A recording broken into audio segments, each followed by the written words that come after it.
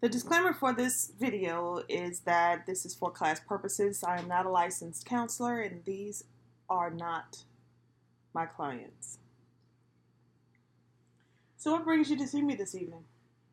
Me and my sister are having a little difficulties. Our mom is in need of our help. She's unable to take care of herself now that she's a little up in age now, and when I work to try to pay the bills and keep the house maintained and make sure everything is taken care of around the house, taxes, lights, water, all the necessities that she would need to actually have a functional house. And my sister actually does the day-to-day stuff, the cleaning, the showering, and making sure she eats, and, going to the restrooms and taking all her meds and things like that. And we're just we're bumping heads a little bit now because she feels like I need to do more for mom physically instead of financially. And I feel like me going to work and making sure the bills are paid is helping enough for my Okay. So is that accurate? Yes. So have you expressed your concerns to your sister about the way that you feel about the situation? Yes, but I don't think it's been relayed properly. It usually gets into heated debates, and we end up not listening. He yells a lot. He yells a lot. Mm-hmm. So have you expressed to him how his yelling affects you as you are trying to understand his feelings and express your feelings too? Yes, but he don't listen. So what is it that he says what are you saying, or how are you communicating or trying to communicate with him? By telling him that he's never there. I'm always the one that's doing everything. He's not doing enough. And he thinks just because he go to work that he don't have to do anything. So is this accurate? I wouldn't necessarily say that I feel like I don't have to do anything, but I feel like, she's with mom. Like, I mean, at least 8 hours that I'm physically not able to be there. So when I get off work, I be tired. I know she be tired, but she could take breaks whenever she gets mom's bed or after she gets her fed or, stuff like that. I really don't get the time to actually sit down and take a break. So I don't necessarily help a lot, but I do feel like keeping and maintaining the bills is kind of like balancing out the differences, So it's kind of hard to put monetary value on what she does, but without me going to work, the house is crumbling, So what I'm hearing you say is that you feel like it's as equal as it can be with you going out working 8 to 10 hours a day, and then she's at home 8 to 10 hours a day because you only get maybe a 30-minute to an hour lunch break, but she can get a break whenever your mom is resting sleep. Or yeah, exactly. Okay. So does that sound reasonable to you? No. Because when she wakes up, he's still expecting me to do everything around the house.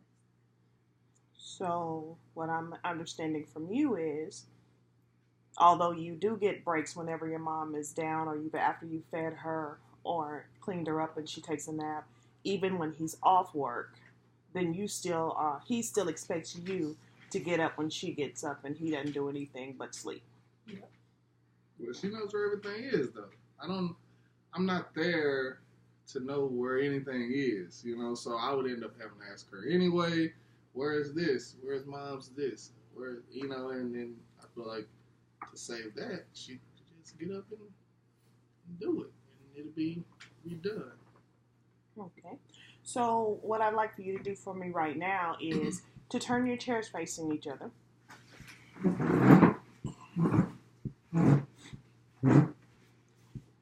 And I want you to tell your sister what you think. I just want you to give him a chance to say what he feels, and then we'll give you a chance to respond to what he said to you. Okay?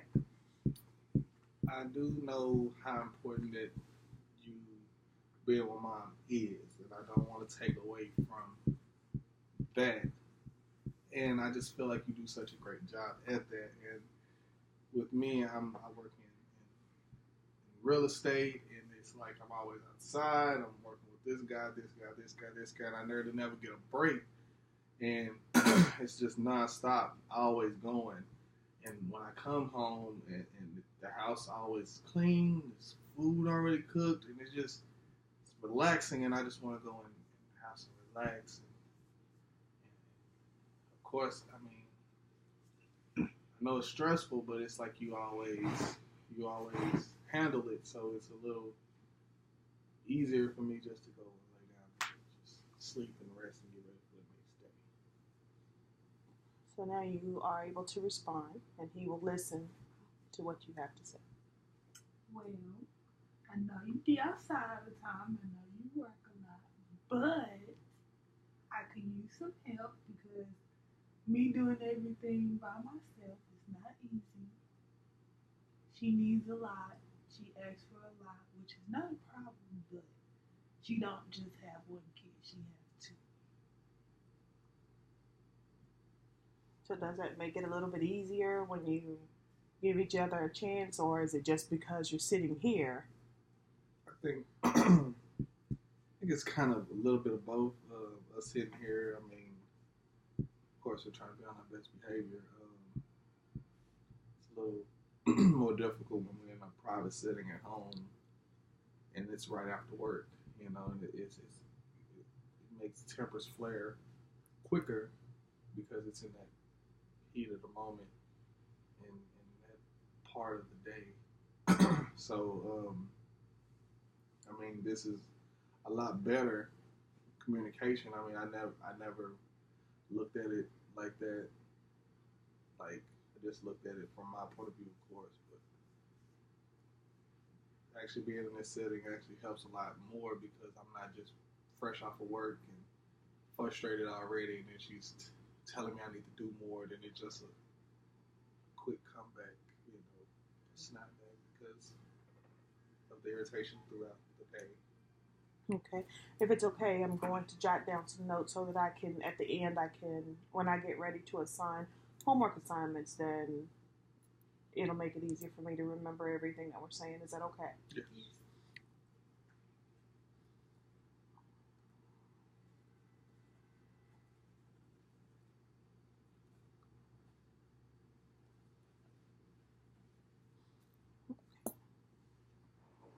So, a question that I have is,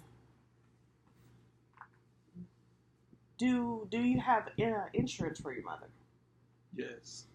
So, with that, have you thought about like calling one of the home health agencies that have the visiting nurses and see if they could come out like 1 day or 2 days a week just to give her a break, and then by the time you get home, then maybe she'll be okay with picking up a little bit of slack.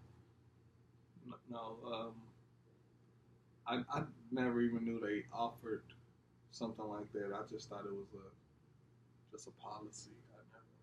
Yeah, well, sometimes with the insurance, you can call the insurance company just to make sure that they offer that. But usually, if you have insurance, like medical insurance, on a person, then when they are disabled or something like that, then sometimes they have visiting nurses that the insurance will pay for maybe 1 day a week or a few hours out of a couple of days.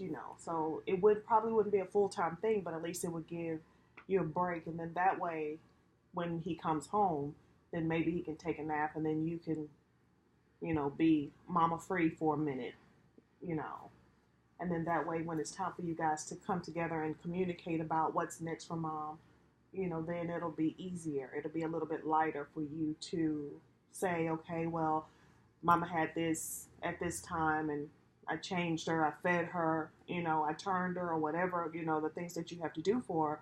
Then he will be more receptive instead of saying, well, I'm tired too, and I want to go and lay down, and he's saying, well, I just got off work, and Yeah, so that's just something that maybe you can think about. Yeah, definitely. And is that something I have to call just a policy holder, or? Yeah, call the insurance company. the medical insurance that you have, usually there's a number on the back where it has customer service, and then they would be able to give you a list of, if they have any agencies that do that, they will be able to give you a list, and then you can call, and then you can also interview the nurses that come by to make sure that, they would handle your mother appropriately. Okay. Yeah, that's actually really helpful. That would be something we definitely can look into.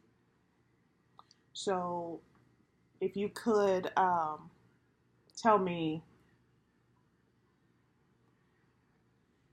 if it was the perfect day, what would that day look like for you? The perfect day. The perfect day. I don't know. Good question. Okay, so you think about your perfect day. What that day would look like for you. What would that day would look like for you? It would be actually first off actually getting off at 5:00, and being able to make it home by 6. Shower, check in on my mom. She's doing, her health increases significantly, and shower and eat, chill. That would be a perfect day for me. Okay. So have you decided what your perfect day would look like? My perfect day would be movies all day, no worries, quiet, no interruptions. That would be my perfect day. Okay. So in order to be able to achieve that, how do you think that at least the first step into achieving your perfect day, what do you think could happen? I think first I will make sure that my mom is good, make sure she got everything she needs, and then after that's done, I can probably sit for a little bit. Okay, so that will be that will be your first step to making your perfect day happen. To actually think about it, probably to call more, to be more proactive instead of reactive, because we really react to the problems that comes up day to day, instead of calling ahead of time. Oh, mom ran out of this, or I'm getting low on this, and then I'm picking it up on the way home. Instead of getting there and then she's telling me that I'm irritated and don't want to go back out to go get it. And she's irritated with me, so that probably is one big step that we could take is really just calling ahead of time, seeing how the day went, like how is mom doing? How are you doing? I don't do that. Okay. So in hearing what you're saying, okay, it's like, okay, you know that you need to communicate better. You need to check on one another more, show appreciation for one another more. So this is what I'm hearing, and please correct me if I'm wrong. So one of the steps in order to make both of your days, like on the path to being perfect, would be if he called and appreciated you more for what you did, and if you were able to get some peace and quiet time. Mm-hmm. And for you, it would be to be able to come in and shower and not feel like you've done something wrong. Exactly. And to also have some peace and quiet time. Exactly. So let's see, for homework, I would like to first make sure that you call the insurance company to see if you can get a visiting nurse or if there's even one available. Mm-hmm. Then second, let's see, if you would, after you've gotten your mom down, before he gets off work, then allow him to come in and maybe take a shower and sit for a couple of minutes. or take a nap or whatever it is that he needs to do. Then when you wake up, if you could just give her a break, for an hour or so, and then, see how that goes. You can give one another alternate hours until it's time for bed, and then both of you together